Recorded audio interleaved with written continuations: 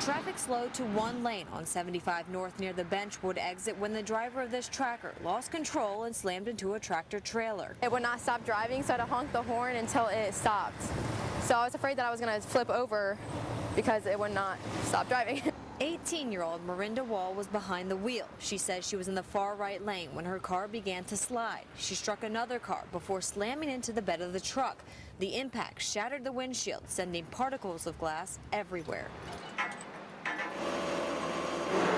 I just closed my eyes, even though I still have like chips of it in my mouth, I can feel like. Fortunately enough, what we have in this situation is there were low speeds involved. Everyone was traveling between 15, 20 miles an hour from their statements, and so fortunately enough, when she did lose control and go under the semi-truck, there was not enough speed for that vehicle to basically run that and crush the vehicle. I even called someone and told them to be careful on the roads because it was so slow and so icy, and here I am being so careful, and out of nowhere I just slide across the whole entire road. According to police, crews are working diligently to keep main roads clear and safe, but drivers must do their part and be extra cautious. Every year it comes in.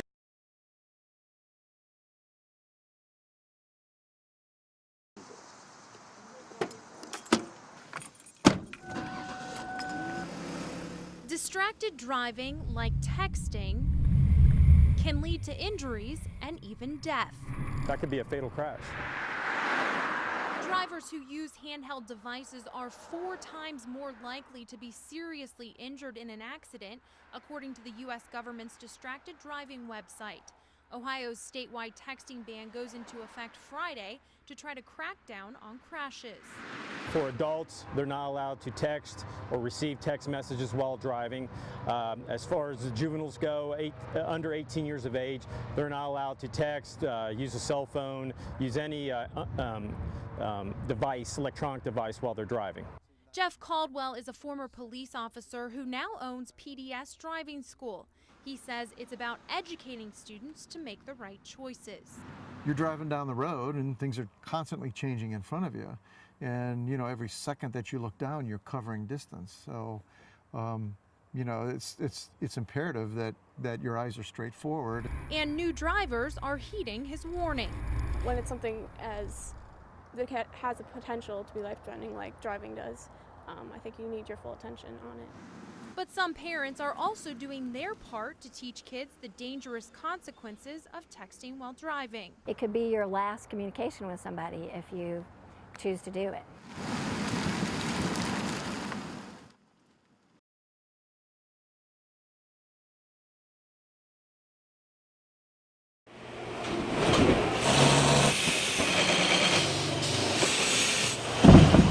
Quarterback Bart Starr connects to Max McGee. Wilson's provided the ball for the NFL since 1941. Every point scored in the NFL has been with a Wilson football, and we're really proud of that fact.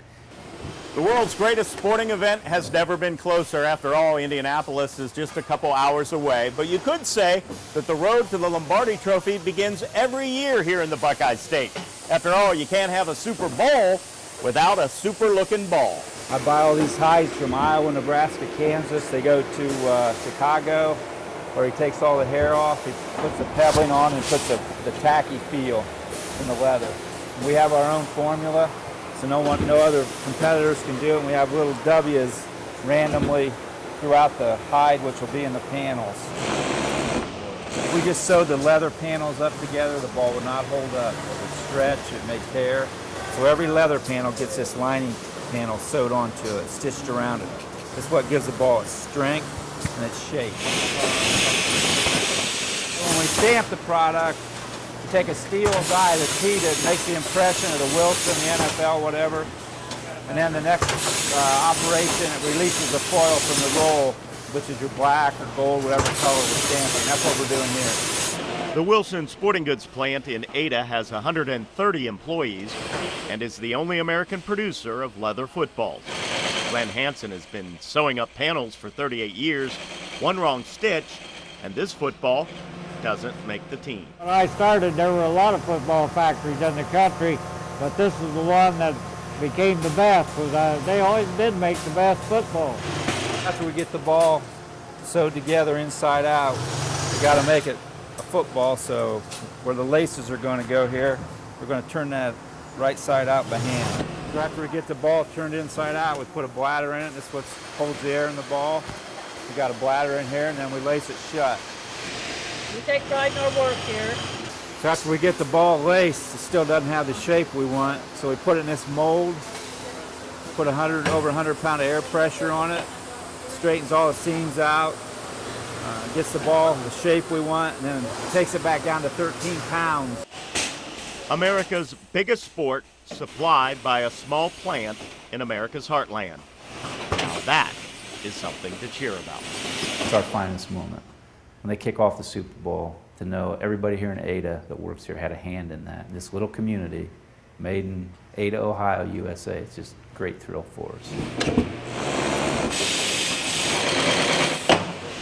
In Ada, Hutch Counterman, 2 Sports.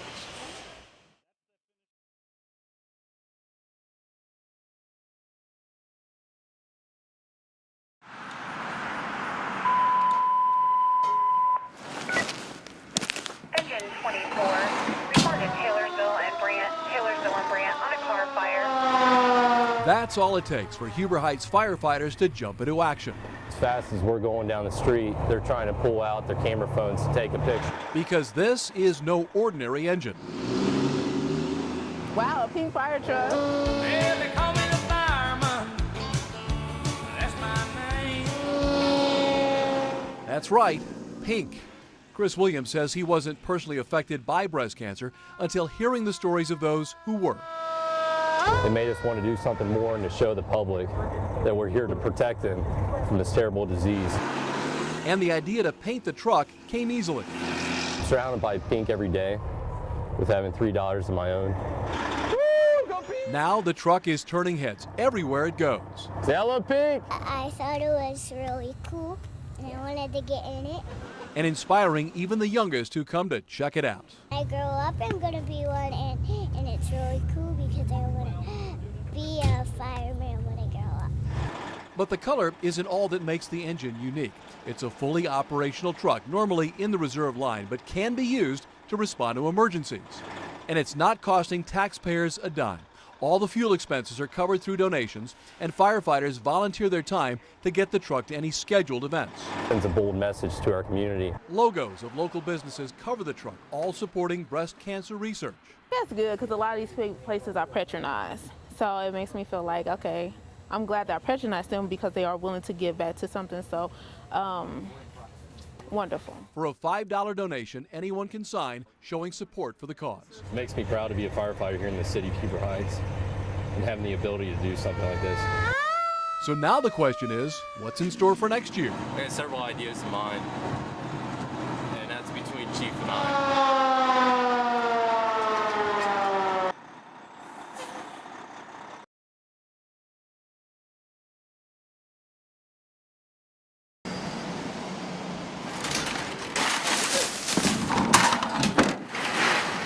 The grocery store parking lot, amid the cars, carts, and coupons. It's the means to an end, a place we pass through to get somewhere else, often in a hurry. But something made Tim O'Laughlin slow down and take note. A note on his car last week at the Kroger in Beaver Creek. Our hearts kind of sunk when we saw the note. A lot of times you see a note on the windshield of the car, you kind of worry, oh, somebody's hit the side of the car. Not the case here. It was something much more unexpected. It said, "Dear veteran, I just wanted to take the time to say thank you for fighting for our country. You are a true hero." A thank you note, handwritten in pencil on a piece of notebook paper. Simple in its delivery, but deep in meaning to this Vietnam veteran. It took me by surprise. Absolutely by surprise. And it was who the note was from that made his heart salute. 17-year-old Raquel Gonzalez works at the grocery store after school. As she was pushing carts that day, something caught her eye. There was a Vietnam veteran sticker on the back of his car. I walked inside, and after I was done with my shift, I grabbed a piece of paper real quick and I wrote it, and I walked outside and put it on his car, and I just went back to work. And I was waiting that day to see who it was, but when I was on break, I actually missed him. But a few days later, these pen pals of sorts Nice to meet you. met for the first time. I recognize you. Strangers until now, and generations apart, they caught up like old friends. I really can't tell you how much I truly appreciate what you did. That it just blew me away. I've been back a long time, and there isn't one person on earth that's ever done anything like that before. You may ask what prompted Raquel to write the note in the first place. Well, her grandfather is a Vietnam veteran, and so is her teacher. So I really appreciate it, and I Yeah. just wanted to let you know, because I saw your car and I was like, Yeah. I just want to let you know. A small gesture with a big impact in the most unexpected of places.